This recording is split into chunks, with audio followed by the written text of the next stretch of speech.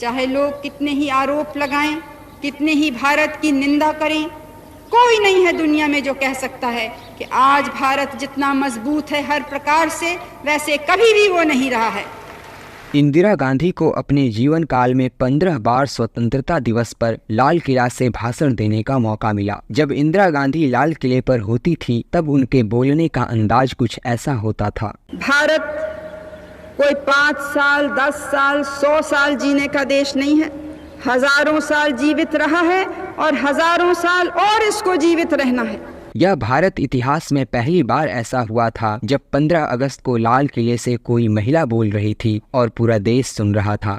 हमें मालूम है कि कभी कभी अन्याय होता है, हमको मालूम है कि कभी कभी अत्याचार होता है, हमको मालूम है कि कभी कभी भ्रष्टाचार भी है, लेकिन इनसे लड़ने का क्या तरीका है?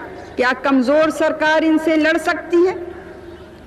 क्या वो सरकार जिस पे स्वयं हर समय हमला हो रहा है वो गरीबों को सुरक्षित रख सकती है? अल्पसंख्यक के लोगों को बचा सकती है? क्या वो सरकार इस देश का सारी दुनिया में सिर ऊंचा कर सकती है? यह वो वक्त था जब देश की प्रधानमंत्री इंदिरा गांधी को लाल किला तक पहुंचाने के लिए एक लग्जरी जीप होता था और उस जीप पर खड़ी होकर इंदिरा गांधी लाल किले तक पहुंचती थी। जीप धीरे धीरे लाल किला की तरफ बढ़ रही थी और इंदिरा गांधी हजारों देशवासियों का हाथ जोड़कर अभिवादन कर रही थी। कुछ लोग हैं वो समझते हैं कि केवल तोड़ फाड़ से ही कोई आगे बढ़ सकता है, क्योंकि उससे शायद नाम समाचार पत्र में आ जाता है, कुछ धूमधाम हो जाती है। लेकिन हमको धूमधाम चाहिए या हमको अपने देश को मजबूत बनाना है? हमको अपना नाम अखबार में लाना है या हमको अपने देश को चमकाना है? ये आज आप सबको चुनना है। बिल्कुल एक साधारण भारतीय महिला की तरह, बिल्कुल साधारण वेशभूषा, भारत की सबसे शक्तिशाली महिला होने का भी कोई दिखावा नहीं। असल में मेरा विश्वास जातिवाद में नहीं है। मैं तो चाहूंगी कि ये शब्द हम हटा दें अपने देश से। हम सब अपने को एक माने, इस महान देश के महान नागरिक अपनी तय को माने। इंदिरा गांधी का स्पीच देने का जो अंदाज था वह शायद ही आज किसी महिला नेता में दिखाई देता है। देश के सामने बहुत से खतरे हैं, अंदरूनी कमजोरियां तो हैं, बाहरी खतरे भी हैं। मैं आपको डराना नहीं चाहती हूँ और मुझे ये भी मालूम है कि आप डरने वाले भी नहीं हैं।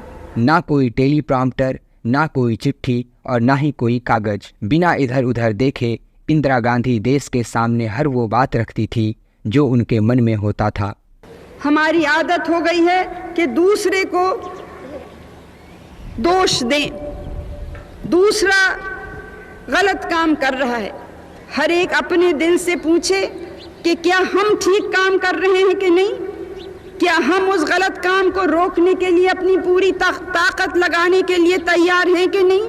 छोटा सा छोटा आदमी हो, बड़ा सा बड़ा आदमी हो, ये हमें सोचना है। और ये सोचेंगे और हर एक अपने में परिवर्तन ला सकेगा तो फिर क्या समाज में परिवर्तन नहीं आएगा? क्या देश में परिवर्तन नहीं आएगा? इमरजेंसी के दौरान स्वतंत्रता दिवस के मौके पर इंदिरा गांधी ने लाल किले से कुछ ऐसा कहा था। चर्चा चलता है कि यहाँ जो आपातकाल की घोषणा हुई ये कब वापस ली जाएगी। ये कोई नहीं देखता कि कई महीनों से ढील दी जा रही है और ढील का नतीजा क्या हुआ।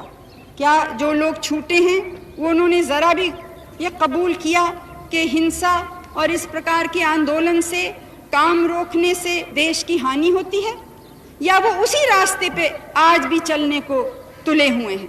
ये प्रश्न हमको पूछना है। हमारे हाथ में नहीं है कि क्या होगा, ये उन लोगों के हाथ में है जो देश को तोड़ने में लगे थे, देश में अनुशासनहीनता फैलाने में लगे थे, जो ऐसे गुटों को और व्यक्तियों को प्रोत्साहन दे रहे थे जिन्होंने कभी भी न लोकतंत्र में विश्वास रखा है, ना जिस प्रकार की स्वतंत्रता में हम विश्वास करते हैं या गुट निरपेक्षता में विश्वास करते हैं या सांप्रदायिकता से लड़ने में विश्वास करते हैं, जिन्होंने कभी भी इन विचारधाराओं से सहमत नहीं रहे, उनको इन आंदोलनों ने प्रोत्साहन दिया था। इंदिरा गांधी के जाने के बाद आज 38 साल गुजर चुके हैं, लेकिन आज तक लाल किला से देश को संबोधित करने का मौका किसी दूसरी महिला को नहीं मिला। लोग कहते थे कि भारत अपनी जनता को कभी भी नहीं खिला सकेगा, लेकिन आपको मालूम है कि 12 करोड़ टन पैदा हुआ है। और इस साल हमारी कठिनाई ये नहीं थी कि अनाज नहीं है, ये कठिनाई थी कि उसको रखें कैसे, कहाँ पे रखें। और यह आखिरी बार था जब इंदिरा गांधी लाल किले के ऊपर थी और तब उन्होंने कुछ ऐसा कहा था। जब मैं अल्पसंख्यक की बात करती थी तो ये कहते थे कि इनको तो केवल अल्पसंख्यक की, माइनॉरिटीज़ की, मुस्लिम, सिख, ईसाई, इन लोगों की ज़्यादा चिंता है, और जो यहाँ अपार हमारी दूसरी हिंदुओं की जनता है उसकी बिल्कुल चिंता नहीं है। किसी संदर्भ में जब हिंदुओं की बात आई, और मैं याद दिलाना चाहती हूँ आपको कि हमारे देश में कहीं कोई बहुसंख्या में है और कहीं दूसरा बहुसंख्या में है, कहीं पे कोई धर्म के लोग अल्पसंख्या में हैं और कहीं दूसरे धर्म के लोग अल्पसंख्या में हैं। तो अगर बात मैंने जो भी अल्पसंख्या का है या जिसका कोई प्रश्न है या दुख है वो उठाई, तो अब ये नई बात चली कि इनको तो अल्पसंख्या के, माइनॉरिटीज़ के लोगों की बिल्कुल चिंता नहीं है, ये तो वोट चाहती हैं जो बहुसंख्या के लोग हैं। कि आज जाने या अनजाने कुछ ऐसे लोग हैं, कुछ ऐसे तबके हैं जो जाति के नाम से समाज को चोट पहुंचाते हैं, धर्म के नाम से धर्म को ही धक्का पहुंचाते हैं, प्रांतीयता के नाम से देश को आघात करते हैं। ये है हमारी कमजोरी। हाँ, एक बात आपको कहना मैं भूल ही गई, हमारी बेरोजगारी बहुत बड़ी समस्या है, उसके तरफ हम ध्यान देते आए हैं। और हमने 2 कार्यक्रम बनाए हैं, एक जो भूमिहीन हैं उनके लिए, क्योंकि हमारे देश में सबसे गरीब वही हैं और बेरोजगारी का बोझ सबसे भारी उन्हीं के ऊपर पड़ता है। हम चाहते हैं कि हर एक परिवार में से कम एक सदस्य को रोजगारी मिले। ये कार्यक्रम तुरंत शुरू होने वाला है और उसके लिए एक बहुत बड़ी रकम अलग की है। महाराष्ट्र में ये चालू हुआ था और वहाँ सफल हुआ, इसलिए हम इसको सारे देश में फैला रहे हैं। लेकिन मैं आपको याद दिलाना चाहती हूँ कि एकदम से हम हर एक तक नहीं पहुँच सकते हैं।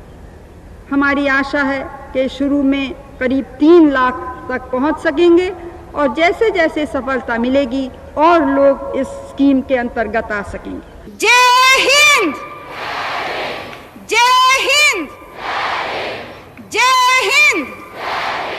बोलो भारत माता।